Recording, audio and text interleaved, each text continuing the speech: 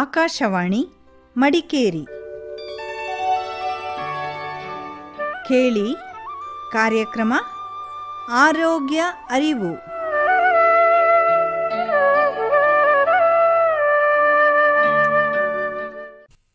ಕೇಳುಗರೆಲ್ಲರಿಗೂ ಆರೋಗ್ಯ ಅರಿವು ಕಾರ್ಯಕ್ರಮಕ್ಕೆ ಸ್ವಾಗತ. ಇಂದಿನ ಈ ಕಾರ್ಯಕ್ರಮದಲ್ಲಿ ಪೈಲ್ಸ್ ಅಥವಾ ಮೂಲವ್ಯಾಧಿ, ಇದಕ್ಕಿರುವ ಕಾರಣ ಹಾಗೂ ಆಯುರ್ವೇದ ಚಿಕಿತ್ಸೆ ಈ ಕುರಿತು ನಮ್ಮ ಜೊತೆ ಮಾತಾಡಲಿಕ್ಕೆ ಕುಶಾಲನಗರದ ಆಯುರ್ವೇದ ವೈದ್ಯರು ಹಾಗೂ ಶಸ್ತ್ರ ಚಿಕಿತ್ಸಕರಾದ ಡಾಕ್ಟರ್ ಶ್ಯಾಮ್ ಪ್ರಸಾದ್ PS ಅವರಿದ್ದಾರೆ. ಡಾಕ್ಟರ್ ನಮಸ್ತೆ, ಕಾರ್ಯಕ್ರಮಕ್ಕೆ ಸ್ವಾಗತ. ನಮಸ್ತೆ ಮೇಡಮ್. ಡಾಕ್ಟರ್, ಈ ಪೈಲ್ಸ್ ಕುರಿತಂತೆ ನಮ್ಮ ಕೇಳುಗರಲ್ಲಿ ಸಾಕಷ್ಟು ಗೊಂದಲಗಳಿವೆ. ಹಾಗಾಗಿ ಈ ಪೈಲ್ಸ್ ಅಥವಾ ಮೂಲವ್ಯಾಧಿ ಅಂದ್ರೆ ಏನು ಡಾಕ್ಟರ್? ನೀವು ಹೇಳಿದಾಗೆ ಪೈಲ್ಸ್ ಅಂತ ಹೆಸರು ಕೇಳಿದ ತಕ್ಷಣ ಜನರಿಗೆ ಒಂದು ಆತಂಕನೂ ಇದೆ, ಕಾಯಿಲೆ ಬಗ್ಗೆನೂ ಅರಿವು ಕಮ್ಮಿ ಇದೆ. ಯಾಕೆಂದ್ರೆ ಅದು ನಮ್ಮ ಕಣ್ಣಿಗೆ ಸಾಮಾನ್ಯವಾಗಿ ಕಾಣಕ್ಕೂ ಸಿಗಲ್ಲ, ಮತ್ತೆ ಆ ಸ್ಥಳ ಕೂಡ ಸಂಕೀರ್ಣ ಇರುತ್ತೆ. ಆ ವ್ಯಕ್ತಿಗೆ ಕೂಡ ಆದಾಗ್ಲೂ ಅವನಿಗೆ ತೊಂದರೆ ಇದ್ದಾಗ್ಲೂ ಅವನಿಗೆ ಅದು ನೋಡಕ್ ಸಿಗದಿರೋ ಕಾರಣ ಅದ್ರ ಬಗ್ಗೆ ಸಾಕಷ್ಟು ಸಮಾಜದಲ್ಲಿ ಗೊಂದಲ ಇದೆ. ಸೊ ಇವತ್ತಿನ ಒಂದು ಕಾರ್ಯಕ್ರಮ ಏನ್ ತಾವು ನಡ್ಸ್ಕೊಡ್ತಾ ಇದೀರಿ, ಇದ್ರಲ್ಲಿ ನಾನು ಇದನ್ನ ಅತ್ಯಂತ ಸರಳವಾಗಿ ನಾವು ಹೇಗೆ ಸಾಮಾನ್ಯ ಮನುಷ್ಯ ಅರ್ಥ ಮಾಡ್ಕೊಳ್ಬೇಕು ಅನ್ನೋದನ್ನ ತಿಳಿಸ್ಕೊಡ್ಬೇಕು ಅಂತ ಯೋಚನೆ ಮಾಡ್ತಾ ಇದ್ದೀನಿ.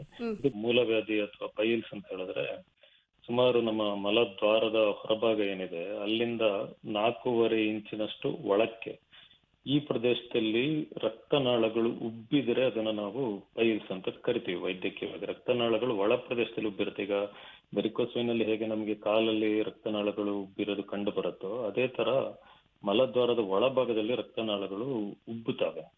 ಇದನ್ನ ನಾವು ವೈದ್ಯಕೀಯ ಭಾಷೆಯಲ್ಲಿ ಪೈಲ್ಸ್ ಅಥವಾ ಮೂಲವ್ಯಾಧಿ ಅಂತ ಕರಿತೀವಿ. ಈ ಉಬ್ಬಿರೋ ರಕ್ತನಾಳಗಳು ಒಡೆದಾಗ ರಕ್ತಸ್ರಾವ ಆಗತ್ತೆ, ಅದನ್ನ ಬ್ಲೀಡಿಂಗ್ ಪೈಲ್ಸ್ ಅಂತ ಹೇಳಿ ಕರಿತೀವಿ. ಸಾಮಾನ್ಯ ಮನುಷ್ಯ ಏನ್ ಅನ್ಕೋಬೇಕು ಅಂತ ಹೇಳಿದ್ರೆ ಅದು ಆಡ ಭಾಷೆಯಲ್ಲಿ ಗಂಟು ಅಂತ ಹೇಳಿ ಜನ ಕರೆದ್ರು ಕೂಡ ಅದು ರಕ್ತನಾಳ ಉಬ್ಬಿ ಬರುವಂತಹ ಗಂಟಾಗಿರುತ್ತೆ. ಸೊ ಅದು ಮಾಂಸದ ಗಂಟಿಗಿಂತ ಹೆಚ್ಚಾಗಿ ಅದು ರಕ್ತನಾಳನೇ ಉಬ್ಬಿ ಉತ್ಪತ್ತಿ ಆಗುವಂತ ಒಂದು ಗಂಟನ್ನ ನಾವು ಪೈಲ್ಸ್ ಅಂತ ಹೇಳಿ ಕರಿಬಹುದು. ಈಗ ಗುದ ಅಥವಾ ಮಲದ್ವಾರದಲ್ಲಿ ಉಂಟಾಗುವ ಎಲ್ಲ ರೀತಿಯ ತೊಂದರೆಗಳಿಗೂ ಸಾಮಾನ್ಯವಾಗಿ ಜನರು ಪೈಲ್ಸ್ ಅಂತಾನೆ ಹೇಳ್ತಾರೆ. ಈ ಕುರಿತು ಒಬ್ಬ ಆಯುರ್ವೇದ ವೈದ್ಯರಾಗಿ ತಮ್ಮ ಅಭಿಪ್ರಾಯ ಏನು ಡಾಕ್ಟರ್? ಈಗ ಸಮಾಜದಲ್ಲಿ ಒಂದು ಮಿಸ್ನಾಮರ್ಸ್ ಅಂತ ಹೇಳಿ ಕರಿತೀವಿ. ಅಂದ್ರೆ ಅವ್ರಿಗೆ ಕನ್ವೀನಿಯಂಟ್ ಇರೋ ಟರ್ಮ್ನ ಅವರು ಸಮಾಜ ಯೂಸ್ ಮಾಡೋದು. ಈಗ ಸುಮಾರು ಜನ ತಲೆನೋವು ಬಂದ ಕೂಡಲೇ ನಂಗೆ ಮೈಗ್ರೇನ್ ಹೆಡ್ಏಕ್ ಇದೆ ಅಂತ ಹೇಳ್ತೀವಿ, ಅಥವಾ ಹೊಟ್ಟೆ ಒಬ್ಬರ ಮೈ ಕೈ ಹಿಡ್ಕೊಂಡಾಗ ನಂಗೆ ಗ್ಯಾಸ್ಟ್ರೈಟಿಸ್ ಇದೆ, ಗ್ಯಾಸ್ಟ್ರಿಕ್ ಇದೆ ಅಂತ ಹೇಳ್ತೀವಿ. ಅದು ಬೇರೆದೇ ತೊಂದರೆಗಳಿರ್ತವೆ. ಹಂಗೆ ಮಲದ್ವಾರದಲ್ಲಿ ಬೇರೆ ಬೇರೆ ತರದ ಒಂದು ತೊಂದರೆಗಳು ಕಂಡು ಬರುತ್ತೆ. ಇದು ಎಲ್ಲಕ್ಕೂ ಚಿಕಿತ್ಸೆಗಳು ಕೂಡ ಬೇರೆ ಬೇರೆ ಇರುತ್ತೆ. ಸುಮಾರು ನಾವು ಸಾಮಾನ್ಯವಾಗಿ ಒಂದು 10 ಮಂದಿಯನ್ನ ತಗೊಂಡ್ರೆ ಅದ್ರಲ್ಲಿ ಕನಿಷ್ಠ 7 ಮಂದಿಗಾದ್ರೂ ಅವರ ಜೀವಿತಾವಧಿಯಲ್ಲಿ ಗುದ ಅಥವಾ ಮಲದ್ವಾರ ಸಂಬಂಧಿ ತೊಂದರೆಗಳು ಅವ್ರಿಗೆ ಅನುಭವಕ್ಕೆ ಬರುತ್ತೆ. ಅದಕ್ಕೆ ಏಜ್ದು ಫ್ಯಾಕ್ಟರ್ ಬರಲ್ಲ. ಬಾಲ್ಯದಲ್ಲಿ ಸಣ್ಣ ಮಕ್ಕಳಿಂದ ಹಿಡಿದು ಯೌವನ, ಗರ್ಭಿಣಿ, ಬಾಣಂತಿ, ವೃದ್ಧಾಪ್ಯ, ಹಿಂಗೆ ಯಾವುದೇ ಹಂತದಲ್ಲಿ ಕೂಡ ಈ ಸಮಸ್ಯೆ ಬರ್ಬೋದು. It is A very common problem ಅಂತ ಹೇಳ್ತೀವಿ. ಅಂದ್ರೆ 10 ಮಂದಿಯನ್ನ ನಾವು ಜನರಲ್ ಪಾಪ್ಯುಲೇಷನ್ ತಗೊಂಡ್ರೆ ಅವ್ರ ಲೈಫ್ ಸ್ಪ್ಯಾನ್ ಅಲ್ಲಿ 7 ಜನಕ್ಕಾದ್ರೂ ಈ ಸಮಸ್ಯೆ ಬರುತ್ತೆ. ಅಂದ್ರೆ ಗುದ ಅಥವಾ ಮಲದ್ವಾರಕ್ಕೆ ಸಂಬಂಧಪಟ್ಟ ಸಮಸ್ಯೆಗಳು ಬರುತ್ತೆ. ಸೊ ಇದೆಲ್ಲವನ್ನು ಕೂಡ ಸಾಮಾನ್ಯ ಮನುಷ್ಯ ಆ ಪ್ರದೇಶದಲ್ಲಿ ಏನೇ ಆದ್ರೂ ಕೂಡ ಪೈಲ್ಸ್ ಅಂತ ಹೇಳಿ ಕರಿತಾನೆ. ಆದ್ರೆ ವೈದ್ಯಕೀಯವಾಗಿ ನಾವು ಹೆಚ್ಚು ಸಮಾಜದಲ್ಲಿ ಕಾಣುವಂಥದ್ದು ಆನಲ್ ಫೀಜರ್ ಅಂತ ಹೇಳಿ ಕಾಣುತ್ತೆ. ಇದಕ್ಕೆ ಕನ್ನಡದಲ್ಲಿ ನಾವು ಗುದ್ದಕರ್ತಿಕ ಅಂತ ಹೇಳಿ ಕರಿತೀವಿ. ಅಂದ್ರೆ ಮಲದ್ವಾರ ನಮ್ಮ ತುಟಿ ಹೇಗಿರುತ್ತೆ ಹಂಗೆ ಮಲದ್ವಾರ ಕೂಡ ತುಂಬಾ ಸಾಫ್ಟ್ ಆಗಿ ಇರತ್ತೆ. ಸೊ ಇದ್ರ ಮೇಲೆ ನಮಗೆ ಬ್ಲೇಡ್ ಅಲ್ಲಿ ಕುಯ್ದಂಗೆ ಅವನಿಗೆ ಆಳವಾದ ಗಾಯ ಆಗತ್ತೆ. ಸೊ ಮೋಷನ್ ತುಂಬಾ ಟೈಟ್ ಇದ್ದಾಗ ಅವರು ಅದನ್ನ ತುಂಬಾ ಪ್ರೆಷರ್ ಮಾಡಿ ಹೊರಗಡೆ ಹಾಕಕ್ಕೆ ಟ್ರೈ ಮಾಡಿದಾಗ ಈ ಸ್ಥಳದಲ್ಲಿ ಬ್ಲೇಡ್ ಅಲ್ಲಿ ಕುಯ್ದಂಗೆ ಆಳವಾಗಿ ಗಾಯ ಆಗೋದನ್ನ ಆನಲ್ ಫೀಜರ್ ಅಂತ ಹೇಳಿ ಕರಿತೀವಿ. ಇದು ಸಮಾಜದಲ್ಲಿ ಅತಿ ಜಾಸ್ತಿಯಾಗಿ ಕಾಣುವಂಥದ್ದು. ರೋಗಿಗೆ ತುಂಬಾನೇ ನೋವಿರುತ್ತೆ ಇದರಲ್ಲಿ. ಆದ್ರೆ ಮಿನಿಮಮ್ ಬ್ಲೀಡಿಂಗ್ ಸ್ವಲ್ಪ ಅಷ್ಟೊಂದು ಜಾಸ್ತಿಯಾಗಿ ಇರಲ್ಲ. ಮಲದ ಮೇಲೆ ಒಂದು ಪೈಂಟ್ ಬ್ರಷ್ ಅಲ್ಲಿ ಬೆಳೆದಂಗೆ ಅದರಲ್ಲಿ ರಕ್ತ ಅಷ್ಟೇ ಕಾಣುತ್ತೆ ಹೆಚ್ಚಾಗಿ. ಕೆಲವು ಸಲ ಮಾತ್ರ ರಕ್ತಸ್ರಾವ ಇರೋದು, ಇದು ಜಾಸ್ತಿ ಕಾಣುವಂಥದ್ದು. ಅದ್ ಬಿಟ್ರೆ ಎರಡನೇದು ಪೈಲ್ಸ್ ಅಂತ ಏನ್ ಕರಿತೀವಿ ಅಥವಾ ಮೂಲವ್ಯಾಧಿ ಅಂತ ಏನ್ ಕರಿತೀವಿ, ಇದಕ್ಕೆ ಆಯುರ್ವೇದದಲ್ಲಿ ಅರ್ಷಸ್ ಅಂತ ಹೇಳಿ ಕರೀತಾರೆ. ಅರ್ಷಸ್ ಅಂತ ಹೇಳಿದ್ರೆ ಅರಿವತ್ ಪೀಡಯತಿ ಇತಿ ಅರ್ಷಃ ಅಂತಾರೆ. ಅಂದ್ರೆ ನಮ್ಗೆ ಶತ್ರು ನಂಗೆ ಇದು ನಮ್ಗೆ ಕಾಡ್ಸುತ್ತೆ ಅಂತ ಲೆಕ್ಕ. ಅಂದ್ರೆ ಪದೇ ಪದೇ ಇದು ನಮ್ಗೆ ತೊಂದರೆ ಕೊಡ್ತಾ ಇರತ್ತೆ. ಪೈಲ್ಸ್ ಅಲ್ಲಿ ಅನೇಕ ರೀತಿಗಳಿದಾವೆ. ಸೊ ಎಲ್ಲಾ ಪೈಲ್ಸ್ ಒಂದೇ ಅಲ್ಲ, ಎಲ್ಲದರದ್ದು ಚಿಕಿತ್ಸೆ ರೀತಿನೂ ಒಂದೇ ಅಲ್ಲ. ಸಾಮಾನ್ಯವಾಗಿ ಪೈಲ್ಸ್ ಶುರು ಆಗ್ತಾ ಇದರಲ್ಲಿ ಪೈಲ್ಸ್ ಅಲ್ಲಿ ನೋವೇ ಅತ್ಯಂತ ಕಮ್ಮಿ ಅಥವಾ ನೋವಿಲ್ಲ ಅಂತಾನೆ ಹೇಳ್ಬೋದು ಹೆಚ್ಚಾಗಿ. Piles is usually painless. ಹಂಗಾಗಿ ಪೇಷಂಟ್ ಈ ಕಾಯಿಲೆಯೊಂದಿಗೆ ಸುಮಾರು ಸಲ 1 ವರ್ಷ ಗಟ್ಟಲೆ, 5 ವರ್ಷ, 10 ವರ್ಷ, 30 ವರ್ಷ ಕೂಡ they will be managing it. ನನಗೆ ಹೀಟ್ ಆಗ್ತಿದೆ, ಬ್ಲಡ್ ಬರ್ತಾ ಇದೆ ಅಂತ ಹೇಳಿ ಎಳ್ನೀರು ಕುಡಿಯೋದು ಇನ್ನೊಂದು ಈ ತರ ಎಲ್ಲ ಮ್ಯಾನೇಜ್ ಮಾಡ್ತಾ ಇರ್ತಾರೆ. ಇದರಲ್ಲಿ ನಮ್ಗೆ ವೈದ್ಯಕೀಯವಾಗಿ ನಾವು ಎಕ್ಸ್ಟರ್ನಲ್ ಪೈಲು, ಇಂಟರ್ನಲ್ ಪೈಲ್ ಅಂತ ಹೇಳಿ 2 ರೀತಿ ಅದನ್ನ ಕನ್ಸಿಡರ್ ಮಾಡ್ಕೊಳ್ತೀವಿ. ಎಕ್ಸ್ಟರ್ನಲ್ ಪೈಲ್ ಅಂದ್ರೆ ಇದು ಮಲದ್ವಾರದ ಹೊರಭಾಗದ ಚರ್ಮ ಏನಿದೆ, ಇದರಲ್ಲಿ ರೋಗಿಗೆ ಆಲ್ ಆಫ್ ಎ ಸಡನ್ ಇದು ಮುಟ್ಟಕ್ಕೆ ಸಿಗತ್ತೆ. ಇದು ಸುಮಾರು ಒಂದು ಸಾಸಿವೆ ಕಾಳಿನ ಗಾತ್ರದಿಂದ ಒಂದು ಖರ್ಜೂರದಷ್ಟು ದೊಡ್ಡ ಸೈಜ್ ವರೆಗೆ ಆಲ್ ಆಫ್ ಎ ಸಡನ್ ಇದು ಉತ್ಪತ್ತಿ ಆಗ್ಬೋದು. ಇದು ಯೂಶಲಿ ಹೇಗೆ ಬರುತ್ತೆ ಅಂದ್ರೆ, ರೋಗಿ ಸಡನ್ ಆಗಿ ತುಂಬಾ ಜರ್ನಿ ಮಾಡಿದ್ರೆ, ಆಲ್ಕೋಹಾಲ್ ಕನ್ಸಪ್ಷನ್, ತುಂಬಾ ಉಷ್ಣ ಆದಂತ ಆಹಾರ ಅಂತ ಏನ್ ಹೇಳ್ತಾರೆ, ಚಿಕನ್, ಸ್ಪೈಸಸ್, ಈ ತರದನ್ನ ತಗೊಂಡಾಗ ಆ ಪ್ರದೇಶದಲ್ಲಿ ಸಾಮಾನ್ಯವಾಗಿ ಎಕ್ಸ್ಟರ್ನಲ್ ಪೈಲ್ ಸಡನ್ ಆಗಿ ಬರುವಂತದ್ದು ಇರುತ್ತೆ. ಇದು ಕೂಡ ತುಂಬಾನೇ ನೋವು ಕೊಡುವಂತ ಪೈಲ್ಸ್ ಇರುತ್ತೆ. ಕೆಲವು ಸಲ ಮದ್ದಿಗೆ ಕಮ್ಮಿ ಆಗುತ್ತೆ, ಆದ್ರೆ ಹೆಚ್ಚಾಗಿ ಅದನ್ನ ಶಸ್ತ್ರಚಿಕಿತ್ಸೆ ಮೂಲಕ ತೆಗಿಬೇಕಾಗತ್ತೆ. ಇಂಟರ್ನಲ್ ಪೈಲ್ ಅನ್ನೋಂಥದ್ದು ಆಗ ನಾವು ಸುರುಗಿ ಹೇಳ್ದಂಗೆ ಮಲದ್ವಾರದಿಂದ ಒಂದು 4.5 ಇಂಚಷ್ಟು ಒಳಗಡೆ ಪ್ರದೇಶದಲ್ಲಿ ರಕ್ತನಾಳ ಉಬ್ಬಿ ಬರುವಂತದ್ದು ಇರುತ್ತೆ. ಇದರಲ್ಲಿ ನಾವು ಚಿಕಿತ್ಸಾ ದೃಷ್ಟಿಕೋನದಿಂದ ನಾವು ಅದರಲ್ಲಿ 4 ಸ್ಟೇಜ್ ಅಂತೇಳಿ ಮಾಡ್ಕೊಳ್ತೀವಿ ವೈದ್ಯರು. ಇದರಲ್ಲಿ ಮೊದಲ ಡಿಗ್ರಿ ಇರುವಾಗ ರೋಗಿಗೆ ಏನು ಪ್ರಾಬ್ಲಮ್ ಇರಲ್ಲ. ಅವನು ಮಲ ವಿಸರ್ಜನೆ ಸಮಯದಲ್ಲಿ ಒಂದು 4-5 ಹನಿಯಿಂದ ಕೆಲವು ಚಮಚದಷ್ಟು ಅಥವಾ ಒಂದು 1/4 ಲೋಟದವರೆಗೂ ನೋವಿಲ್ಲದೆ ರಕ್ತಸ್ರಾವ ಆಗ್ತಾ ಇರುತ್ತೆ.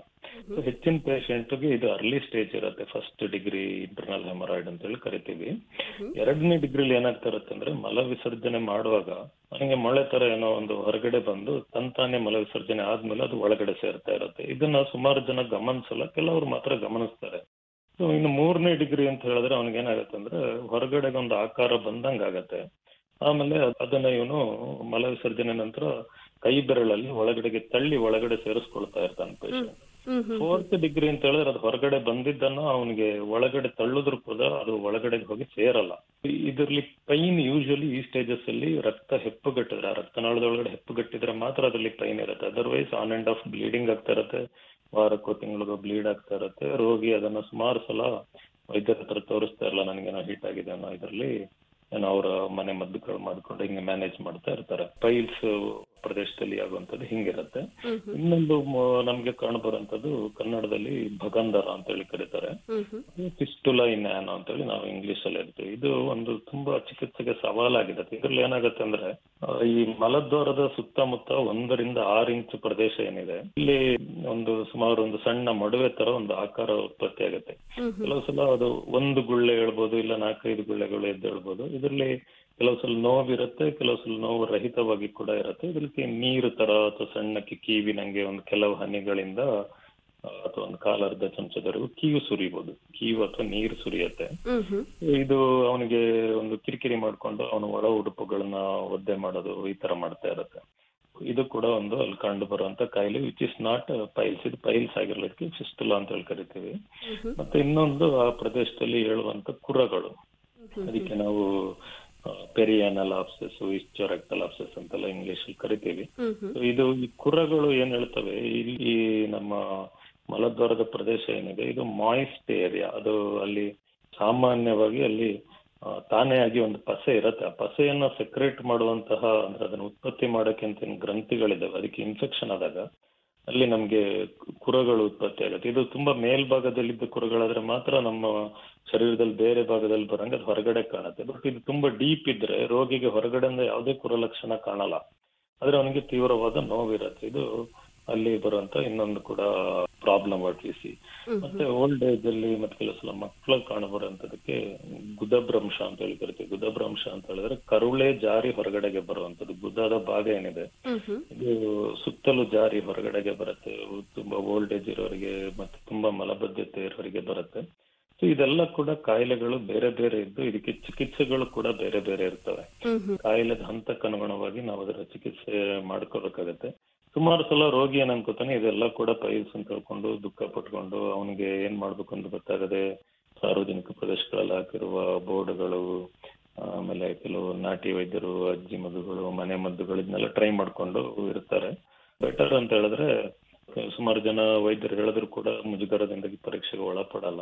ಸರಿಯಾಗಿ ರೋಗದ ನಿರ್ಣಯ ಮಾಡದಿದ್ರೆ ಅದ್ರ ಪರಿಹಾರ ಆಗ್ತಾ ಇರಲ್ಲ. ಹಂಗಾಗಿ ಯಾವ ರೋಗ ನನ್ಗಿದೆ ಅನ್ನೋದನ್ನ ರೋಗಿ ಫಸ್ಟ್ ವೈದ್ಯರಿಗೆ ತೋರಿಸಿ ನಿರ್ಣಯ ಮಾಡ್ಕೊಳ್ಳೋದು ಮುಖ್ಯ. ಯಾವ್ದೋ ರೋಗಕ್ಕೆ, ಈಗ ನನ್ಗೆ ಅಬ್ಸೆಸ್ ಇದೆ ಅಥವಾ ನನಗೆ ಫಿಸ್ಟುಲಾ ಇದೆ ಅಂತ ಹೇಳಿದ್ರೆ ಆ ವ್ಯಕ್ತಿ ಪೈಲ್ಸ್ ಇರೋ ಮದ್ದು ತಗೊಳ್ತಿದ್ರೆ ಅವನಿಗೆ ಅದ್ರಲ್ಲಿ ಗುಣ ಆಗಕ್ಕೆ ಸಾಧ್ಯನೇ ಇಲ್ಲ. ಹಂಗಾಗಿ ನಾವು ಎಲ್ಲಾ ಕಾಯಿಲೆನೂ ಅಲ್ಲಿ ಉತ್ಪತ್ತಿ ಆಗೋದನ್ನ ಪೈಲ್ಸ್ ಅನ್ನೋ ಭಾವನೆಯಲ್ಲಿ ರೋಗಿ ಇರಬಾರದು. ಈಗ ಈ ಪೈಲ್ಸ್ ಅನ್ನೋ ರೋಗವನ್ನ ಯಾವ ಯಾವ ಲಕ್ಷಣಗಳಿಂದ ಗುರುತಿಸಬಹುದು ಡಾಕ್ಟರ್? ಹೆಚ್ಚಾಗಿ ಅನಾರೆಕ್ಟಲ್ ಅಥವಾ ಈ ಮಲ ಮತ್ತು ಗುದ ರೋಗಗಳು ಅಂತ ಏನಿದಾವೆ, ಇದರಲ್ಲಿ ಸಾಮಾನ್ಯ ಲಕ್ಷಣಗಳು ಅಂದ್ರೆ ಒಂದು ರಕ್ತಸ್ರಾವ ಆಗುವಂಥದ್ದು, ನೋವಿದ್ದು ಅಥವಾ ನೋವಿಲ್ಲದೆ ರಕ್ತಸ್ರಾವ ಆಗೋದು. ಆಮೇಲೆ ಹೆಚ್ಚಿನವರಿಗೆ ಮಲಬದ್ಧತೆ ಇದ್ದೇ ಇರುತ್ತೆ ಇದರೊಂದಿಗೆ. ಆಮೇಲೆ ರೋಗಿಗೆ ಆ ಮಲ ಪ್ರದೇಶದಲ್ಲಿ ತುರಿಕೆ ಬರುವಂತದ್ದು, ಆಮೇಲೆ ಕೆಲವು ಸಲ ಕೀವು ಸುರಿಯುವಂತದ್ದು.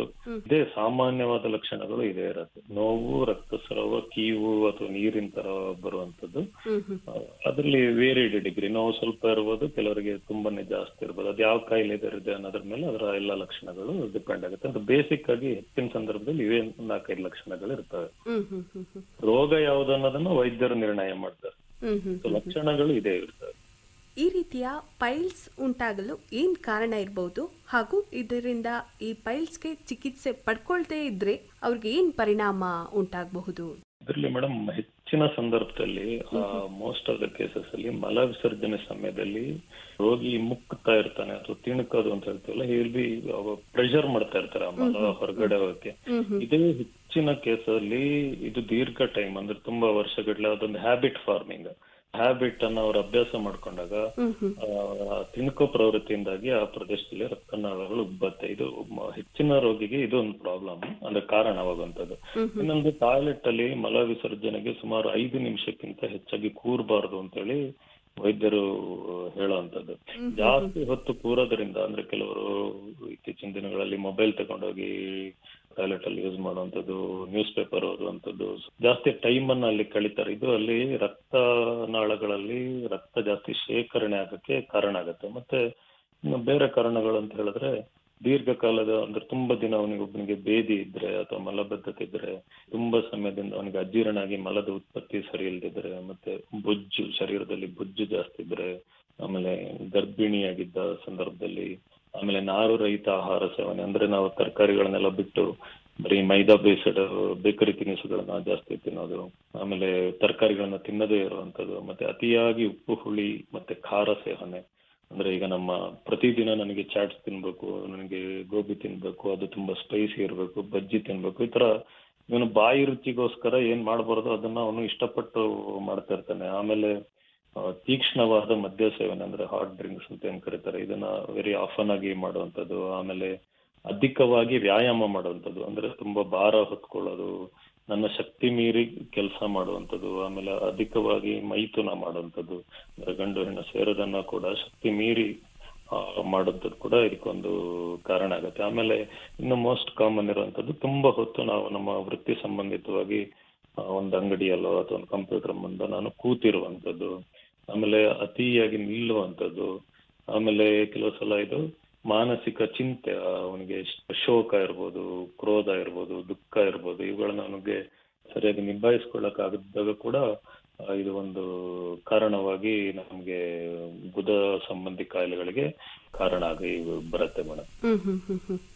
ಆಮೇಲೆ ಇನ್ನೂ ಒಂದು ಅಂತ ಹೇಳಿದ್ರೆ ಈ ಡ್ರೈವಿಂಗ್, ತುಂಬಾ ಟೈಮ್ ಬೈಕ್, ಟ್ರಕ್, ಆಮೇಲೆ ಹೆವಿ ವೆಹಿಕಲ್ಸ್, ಈ ತರ ಇವನು ತುಂಬಾ ಹೊತ್ತು ಎಡೆ ಬಿಡದೆ ಡ್ರೈವಿಂಗ್ ಮಾಡೋಂಥದ್ದು ಕೂಡ ಪ್ರದೇಶದಲ್ಲಿ ರಕ್ತನಾಳಗಳ ಬಗ್ಗೆ ಕಾರಣ ಆಗಿ ಬರುತ್ತೆ.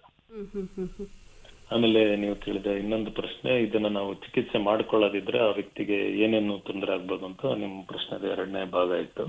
ಸೊ ಹೆಚ್ಚಾಗಿ ನಾವು ಏನ್ ನೋಡ್ತೀವಿ ಅಂತ ಹೇಳಿದ್ರೆ, ರೋಗಿ ಯಾವಾಗ ಚಿಕಿತ್ಸೆ ಮಾಡ್ಕೊಳ್ಳಿಲ್ವೋ ಹೆಚ್ಚಿನ ಸಂದರ್ಭದಲ್ಲಿ ರಕ್ತಹೀನತೆಯಿಂದ ಅವ್ರು ಬಳಲ್ತಾ ಇರ್ತಾರೆ. ಇದರಲ್ಲಿ ಅವ್ರಿಗೆ ರಕ್ತಹೀನತೆಯಿಂದ ಬರುವಂತ ಲಕ್ಷಣಗಳಿರ್ತವೆ. ಎಷ್ಟೋ ಸಲ ಪೇಷಂಟ್ ನಾನು ನೋಡಿದಾಗ ಅವರು ಪೈಲ್ಸ್ಗೆ ಅಂತ ಬಂದಿರಲ್ಲ, ಇವ್ರು ನನಗೆ ತಲೆನೋವಿದೆ ಸರ್ ತುಂಬಾ ಟೈಮಿಂದ, ನನಗೆ ತುಂಬಾನೇ ಸುಸ್ತಿದೆ, ಕೆಲಸ ಮಾಡಕ್ಕಾಗಲ್ಲ, ತಲೆ ಸುತ್ತತ್ತೆ, ಕೂದಲು ಉದುರತ್ತೆ, ವೀಕ್ನೆಸ್ ಇದೆ, ಮೈ ಕೈ ನೋವಿದೆ, ನಿದ್ರೆ ಬರಲ್ಲ, ಹೊಟ್ಟೆ ಉಬ್ಬರ, ಹಿಂಗಿರೋ ಲಕ್ಷಣಗಳೆಲ್ಲ ಹೇಳ್ಕೊಂಡ್ ಬರ್ತಾರೆ. ನಾವು ಕೂಲಂಕುಷ ಪರಿಶೀಲನೆ ಮಾಡಿದಾಗ ಇವರಿಗೆ ನಾವು ಪ್ರಶ್ನೆಗಳು ಕೇಳಿದಾಗ ಹೌದೌದು ನನಗೆ ರಕ್ತ ಹೋಗುತ್ತೆ ಮೋಷನ್ ಅಲ್ಲಿ, ಬಟ್ ದಿನ ಹೋಗಲ್ಲ, ಒಂದೊಂದ್ ದಿನ ಹೋಗುತ್ತೆ, ಬಟ್ ಜಾಸ್ತಿ ಹೋಗುತ್ತೆ, ಈ ತರದೇನೋ ಒಂದು ಹಿಸ್ಟ್ರಿ ಇರುತ್ತೆ ಅವ್ರಿಗೆ. ಈ ರಕ್ತಹೀನತೆಯಿಂದಾಗಿ ಅನೇಕ ತರದ ಲಕ್ಷಣಗಳಿಂದ ರೋಗಿ ಬಳಲ್ತಾ ಇರ್ತಾನೆ. ಇದು ಒಂದು ಕಾಯಿಲೆ ಅನ್ನೋಂಥದ್ದು ಅನೇಕ ಬೇರೆ ಕಾಯಿಲೆಗಳಿಗೆ ಕಾರಣ ಆಗೋ ಕಾರಣ ಕೂಡ ಇದನ್ನ ಒಂದು ನಾವು ಮೂಲವ್ಯಾಧಿ ಅಂತ ಹೇಳಿ ಕನ್ಸಿಡರ್ ಮಾಡ್ಬೋದು. ಅಂದ್ರೆ ಬೇರೆ ಬೇರೆ ವ್ಯಾಧಿಗಳಿಗೆ ಅದು ಕಾರಣ ಆಗತ್ತೆ. ಆಮೇಲೆ ಎರಡನೇದು, ಆ ಪ್ರದೇಶದಲ್ಲಿ ಇನ್ಫೆಕ್ಷನ್ ಆದ್ರೆ ಅವ್ರಿಗೆ ಆ ಭಾಗದಲ್ಲಿ ಕೀವು ತುಂಬಿ ಬೇರೆ ಬೇರೆ ಸಂಕೀರ್ಣ ಚಿಕಿತ್ಸೆ ಮಾಡ್ಬೇಕಾಗಿ ಬರ್ಬೋದು. ಆಮೇಲೆ ಚಿಕಿತ್ಸೆ ಸಂದರ್ಭದಲ್ಲಿ ಅಥವಾ ಕೆಲವು ಕಾಯಿಲೆಗಳಿಂದಾಗಿ ಮಲವನ್ನೇ ಹಿಡಿದಿಟ್ಕೊಳ್ಳೋ ಶಕ್ತಿಯನ್ನು ಅವನು ಕಳ್ಕೋಬಹುದು. ಅಂದ್ರೆ ಈಗ ಅವನಿಗೆ ಇಮಿಡಿಯೇಟ್ ಟಾಯ್ಲೆಟ್ ಹೋಗ್ಬೇಕು ಅನ್ಸಿದ ಕೂಡಲೇ ಕಂಟೈನ್ ಮಾಡಕ್ಕಾಗಲ್ಲ, ಅಂದ್ರೆ ಅದನ್ನ ಹಿಡ್ಕೊಳಕ್ಕಾಗಲ್ಲ. ಒಳ ಉಡುಪಲ್ಲಿ ಸ್ವಲ್ಪ ಪ್ರಮಾಣದಲ್ಲಿ ಮಲ ಪಾಸ್ ಆಗ್ಬಿಡ್ಬೋದು. ಆಮೇಲೆ ಈ ಅನೇಕ ವರ್ಷಗಳು ಅವರು ನೋವು ಕಷ್ಟನ ಅನುಭವಿಸ್ತಾರೆ. ಅಂದ್ರೆ ಚಿಕಿತ್ಸೆಯನ್ನ ಪಡ್ಕೊಳ್ಳದೇ ಇದ್ದ ಸಂದರ್ಭದಲ್ಲಿ ತಮ್ಮ ಇಡೀ ಜೀವಿತ ಅವಧಿಯನ್ನೇ ಈ ರೋಗದಿಂದಾಗಿ ಅರಳಿ ಕಳೆದವರು ತುಂಬಾ ಜನ ಇದ್ದಾರೆ. ಈಗಲೂ ಕೂಡ ಈಗ 2024 ನಡೀತದೆ, ಈಗಲೂ 25 ವರ್ಷ 30 ವರ್ಷ ಅದನ್ನ ಅನುಭವಿಸಿದವರು ನಮ್ಗೆ ಸಿಗ್ತಾರೆ. ಆಗ ನಮ್ಗೆ ಬಹಳ ಬೇಜಾರು ಆಗತ್ತೆ, ಚಿಕಿತ್ಸೆ ಆದಾಗ ಅವ್ರ ಖುಷಿನೂ ಆಗತ್ತೆ. ಅಂದ್ರೆ ಸಣ್ಣದಾಗಿ ನಾವು ಪರಿಹರಿಸಬೇಕಾಗಿದ್ದಾನೆ ಇವ್ರು ದೀರ್ಘಕಾಲ ಅನುಭವಿಸಿರ್ತಾರೆ. ಅವರೇ ಹೇಳ್ತಾರೆ ಮತ್ತೆ ಇಷ್ಟು ಸುಲಭದಲ್ಲಿ ಆಗತ್ತೆ ಅಂತ ಹೇಳಿದ್ರೆ ನಾವು ಯಾವಾಗಲೂ ಇದನ್ನ ಮುಗಿಸ್ಕೊತಿದ್ವಿ ಅಂತ ಹೇಳಿ. ಇನ್ನು ಇದಕ್ಕಿಂತಲೂ ಒಂದು ಅಂತ ಹೇಳಿದ್ರೆ ಮಾನಸಿಕ ಪರಿಣಾಮಗಳಿರ್ತವೆ. ಮಾನಸಿಕ ಪರಿಣಾಮ ಅಂತ ಹೇಳಿದ್ರೆ ಅವನಿಗೆ ಕಾಯಿಲೆಯಿಂದಾಗಿ ಮಾನಸಿಕ ಒತ್ತಡ ಇರುತ್ತೆ, ದುಃಖ ಇರುತ್ತೆ. ಕೆಲವು ಸಲ ಅವರು ಲೋನ್ಲಿನೆಸ್ ಅಂಡ್ ಡಿಪ್ರೆಷನ್, ಅಂದ್ರೆ ಲೋ ಫೀಲಿಂಗ್, ಅವ್ರಿಗೆ ನನ್ ಒಂದು ಇನ್ಫೀರಿಯಾರಿಟಿ ಫೀಲ್ ಆಗ್ತಾ ಇರುತ್ತೆ, ನಾನು ಎಲ್ಲರ ತರ ಇಲ್ಲ ಅಂತ ಹೇಳಿ. ಸಾಮಾನ್ಯ ಜೀವನ ಮಾಡಕ್ಕೆ ಇದು ಇಂಟರ್ಫಿಯರ್ ಆಗತ್ತೆ. ಅಂದ್ರೆ ಒಂದು ಟೂರ್ ಹೋಗಕ್ಕಾಗ್ಲಿ, ಒಂದು ಮದುವೆಯಲ್ಲಿ ಹೋಗಿ ಊಟ ಮಾಡಕ್ಕಾಗ್ಲಿ, ಇದು ಒಂದು ಸಂತೋಷದ ಜೀವನ ಮಾಡಕ್ಕೆ ಇದು ಒಂದು ದೊಡ್ಡ ಅಡ್ಡಗಾಲ ಹಾಕ್ದಂಗೆ ಈ ಕಾಯಿಲೆ ನಮಗೆ ತೊಂದರೆ ಮಾಡ್ತಾ ಇರುತ್ತೆ. ಗರ್ಭಿಣಿ ಅಥವಾ ಬಾಣಂತಿಯರು ಪೈಲ್ಸ್ ಅಥವಾ ಮೂಲವ್ಯಾಧಿ ತೊಂದರೆಗೆ ಸಾಕಷ್ಟು ಪ್ರಮಾಣದಲ್ಲಿ ಒಳಗಾಗ್ತಾರೆ. ಇದಕ್ಕೆ ಏನ್ ಕಾರಣ ಇರಬಹುದು ಡಾಕ್ಟರ್? ಗರ್ಭಿಣಿಯರಲ್ಲಿ ಮೂಲವ್ಯಾಧಿ ಅನ್ನೋದು ನೀವು ಹೇಳಿದಾಗೆ ಕಂಡು ಬರುವಂತ ಸಮಸ್ಯೆ ಸಮಾಜದಲ್ಲಿ. ಗರ್ಭಿಣಿಯರಲ್ಲಿ ಏನಾಗ್ತಿರತ್ತೆ ಅಂದ್ರೆ ಗರ್ಭ ಬೆಳಿತಾ ಮಗುವಿನ ಅಥವಾ ಗರ್ಭದ ಭಾರ ಏನಿದೆ ಅದು ಹೊಟ್ಟೆಯಲ್ಲಿ ಕೆಳಭಾಗಕ್ಕೆ ಬೀಳೋದ್ರಿಂದ ಕೆಳಭಾಗದಿಂದ ರಕ್ತ ಸಲೀಸಾಗಿ ಹೃದಯದ ಕಡೆಗೆ ಹರಿದು ಬರಲ್ಲ. ತೂಕದಿಂದಾಗಿ ಅದಕ್ಕೆ ತಡೆ ಆದಂಗಾಗತ್ತೆ. ಹಂಗಾಗಿ ಮಲ ಪ್ರದೇಶದಲ್ಲಿ ರಕ್ತನಾಳಗಳಲ್ಲಿ ಸ್ವಲ್ಪ ರಕ್ತದ ಅಕ್ಯುಮುಲೇಷನ್ ಜಾಸ್ತಿ ಆಗೋದ್ರಿಂದ, ಅಂದ್ರೆ ರಕ್ತ ಅಲ್ಲಿ ಸಂಗ್ರಹ ಆಗೋದ್ರಿಂದ ರಕ್ತನಾಳಗಳು ಉಬ್ಬಿ ಬರುತ್ತೆ. ಇದು ಬರೀ ಪೈಲ್ಸ್ಗೆ ಅಂತಲ್ಲ, ಪ್ರೆಗ್ನೆನ್ಸಿಯಲ್ಲಿ ವೆರಿಕೋಸ್ ವೇನ್ ಅಥವಾ ಕಾಲಲ್ಲಿ ರಕ್ತನಾಳಗಳೇನು ಉಬ್ಬತ್ತೆ, ಇವೆರಡು ಕೂಡ ಒಂದೇ ಲಕ್ಷಣಗಳನ್ನ ಹೊಂದಿರೋದು, ಬಟ್ ಬೇರೆ ಬೇರೆ ಪ್ರದೇಶದಲ್ಲಿ ಆಗತ್ತೆ ಅಷ್ಟೇ. ಇದು ಒಂದು ಮಗುವಿನ ಅಥವಾ ಗರ್ಭದ ತೂಕದಿಂದಾಗಿ ಇನ್ನೊಂದು ಗರ್ಭಿಣಿಗೆ ರಕ್ತನಾಳಗಳು ಹಿಗ್ಗತ್ತೆ. ಆದರೆ ಶರೀರದಲ್ಲಿ ಉತ್ಪತ್ತಿ ಆಗುವಂತಹ ಹಾರ್ಮೋನ್ಗಳೇನಿದೆ, ಮಗುಗೆ ಸಾಕಷ್ಟು ರಕ್ತ ಸಂಚಾರ ಆಗ್ಬೇಕು ಅಂತ ಹೇಳಿ ಕೆಲವು ಹಾರ್ಮೋನ್ಗಳು ಹಂಗೆ ಉತ್ಪತ್ತಿಯಾಗಿ ಅವು ಕೂಡ ರಕ್ತನಾಳವನ್ನ ಹಿಗ್ಗಿಸುತ್ತೆ. ಮತ್ತೆ ಗರ್ಭಿಣಿಗೆ ನಾನಾ ಕಾರಣದಿಂದ ಮಲಬದ್ಧತೆ ಇರ್ಬೋದು, ಅಥವಾ ಕೆಲವು ಸಲ ಅವ್ರಿಗೆ ಸರಿಯಾಗಿ ಆಹಾರ ತಗೊಳಕ್ಕಾಗದೇ ಇರುವಂತದ್ದು, ವಾಮಿಟಿಂಗ್ ಕಂಟಿನ್ಯೂ ಆಗಿ ಅವ್ರಿಗೆ ವೆಜಿಟೇಬಲ್ಸ್ ಇತ್ಯಾದಿ ತಗೊಳಕ್ಕಾಗದೇ ಇರೋದು, ಕೆಲವು ಸಲ ಕೆಲವು ತರದ ಮೆಡಿಸಿನ್ಸ್ ಅಂದ್ರೆ ಐರನ್ ಸಪ್ಲಿಮೆಂಟೇಶನ್, ಕೆಲವರು ಕಾನ್ಸ್ಟಿಪೇಷನ್ ಅಂದ್ರೆ ಮಲಬದ್ಧತೆ ಆಗುವಂಥದ್ದು, ಇದನ್ನೆಲ್ಲ ನಾವು ಕರೆಕ್ಟ್ ಆಗಿ ಗಮನಿಸಿ ಅವರವ್ರ ವೈದ್ಯರೊಂದಿಗೆ ಡಿಸ್ಕಸ್ ಮಾಡ್ಕೊಂಡ್ರೆ ಈ ಪ್ರಾಬ್ಲಮ್ ಅಷ್ಟಾಗಿ ಬರಲ್ಲ. ಅಂತ ಸರಳವಾಗಿ ಅವರು ಮಾಡ್ಕೋಬಹುದು ಅಂತ ಹೇಳಿದ್ರೆ ಸ್ವಲ್ಪ ಒಣ ದ್ರಾಕ್ಷಿನ ಸೇವನೆ ಮಾಡೋದ್ರಿಂದ ಇದು ಪ್ರಾಬ್ಲಮ್ ಅಲ್ಲಿ ಅವ್ರಿಗೆ ಸ್ವಲ್ಪ ಜಾಸ್ತಿ ಅನುಕೂಲ ಆಗತ್ತೆ. ಬಾಣಂತಿಯರಿಗೆ ಬಂದ್ರೆ ಇದ್ರಲ್ಲಿ ಬಾಣಂತಿಗೆ ತಾನಾಗಿ ಏನೋ ಪ್ರಾಬ್ಲಮ್ ಆಗಲ್ಲ. ಬಾಣಂತನ ಮಾಡುವಾಗ ಅವರವರ ಕುಟುಂಬ ಅಥವಾ ನಮ್ಮ ಲೋಕಲ್ ಏರಿಯಾದಲ್ಲಿ ಬೇರೆ ಬೇರೆ ತರ ಬಾಣಂತನವನ್ನ ಮಾಡ್ತಾರೆ. ಸೊ ತುಂಬಾ ಜನ ಏನ್ ಮಾಡ್ತಾರೆ ಅಂತ ಹೇಳಿದ್ರೆ ಬಾಣಂತಿಗೆ ತಂಪು ಕೊಡಬಾರ್ದು, ಉಷ್ಣ ಮಾಡಬೇಕು ಅಂತ ಹೇಳಿ ಅವ್ರಿಗೆ ನಾವು ಮಿತಿ ಮೀರಿ ಕಾಳು ಮೆಣಸಿನ ಕಷಾಯ, ಬೆಳ್ಳುಳ್ಳಿ ಅಥವಾ ಅವ್ರಿಗೆ ಕುಡಿಯಕ್ ನೀರೇ ಕೊಡದೇ ಇರೋದು, ವೆಜಿಟೇಬಲ್ಸ್ ಕೊಡದೇ ಇರೋದು, ಈ ತರ ಮಾಡಿದಾಗ ಮಲ ಸಲೀಸಾಗಿ ಜಾರಲ್ಲ.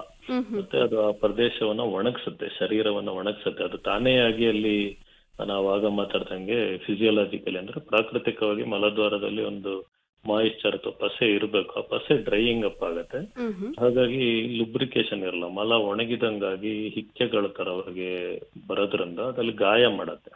ಇದು ಬಾಣಂತಿಯಲ್ಲಿ ಹೆಚ್ಚಾಗಿ ಆಗುವಂತ ಇದೆ. ಅಂದ್ರೆ ಅವ್ರು ಮಾಡ್ತಿರೋ ಬಾಣಂತನದ ಕ್ರಮ ಸಂಪೂರ್ಣ ತಪ್ಪು ಅಂತ ನಾನು ಹೇಳ್ತಾ ಇರೋದಲ್ಲ, ಶರೀರಕ್ಕೆ ಅದರದೇ ಆದ ಪ್ರಕೃತಿ ಅಂತ ಹೇಳಿ ಇರತ್ತೆ. ಅಂದ್ರೆ ನನ್ನ ಶರೀರಕ್ಕಾದಂಗೆ ನಿಮ್ ಶರೀರಕ್ಕೆ ಆಗ್ಬೇಕು. ಒಬ್ಬಂಗೆ ಒಂದ್ ಐಸ್ ಕ್ರೀಮ್ ತಿಂದ್ರೆ ಶೀತ ಆಗತ್ತೆ, ಇನ್ನೊಬ್ಬಂಗೆ ಏನೋ ಆಗದೆ ಇರ್ಬೋದು 10 ತಿಂದ್ರು ಕೂಡ. ಹಂಗೆ ಒಬ್ಬನ ಖಾರ ತಿನ್ನೋ ಪ್ರಮಾಣ ಬೇರೆ ಇರತ್ತೆ. ಸೊ ಅವ್ರವ್ರ ಪ್ರಕೃತಿಗೆ ಅನುಗುಣವಾಗಿ ಅವನನ್ನ ಅದನ್ನ ತಿಳ್ಕೊಂಡು ಬಹುಶಃ ಒಂದು ವೈದ್ಯರ ಸಲಹೆ ಮುಖಾಂತರ ಔಷಧಿಗಳನ್ನ ತಗೊಳ್ಳೋದು, ಡಯಟ್ ಅನ್ನು ಫಾಲೋ ಮಾಡೋದು, ಅಥವಾ ಒಂದು ಸಮಸ್ಯೆ ಕಂಡಾಗ ನಾವು ಡಾಕ್ಟರ್ಗೆ ಹೇಳಿ ಇದು ಮಾಡುವಂಥದ್ದು. ಬಾಣಂತನದಲ್ಲಿ ಮೈನ್ ಆಗಿ ಅವಾಯ್ಡ್ ಮಾಡ್ಬೇಕು ಅಂದ್ರೆ ಮಲಬದ್ಧತೆ ಬರ್ತಾ ಇದೆ ಅಂತ ಕೂಡಲೇ ನಾನು ಮಾಡ್ತಾ ಇರೋದು ಸ್ವಲ್ಪ ಜಾಸ್ತಿ ಆಯ್ತು ಅಂತ ಅಂದ್ಕೊಳ್ಳೋದು ಮುಖ್ಯ ಅನ್ಸುತ್ತೆ ಮೇಡಮ್. ಆವಾಗ ಅದಕ್ಕೆ ಸೂಕ್ತವಾಗಿ ನಾವು ಸಲಹೆ ತಗೊಂಡು ಅದು ಬಾರದಂಗೆ ಮಾಡ್ಕೋಬಹುದು.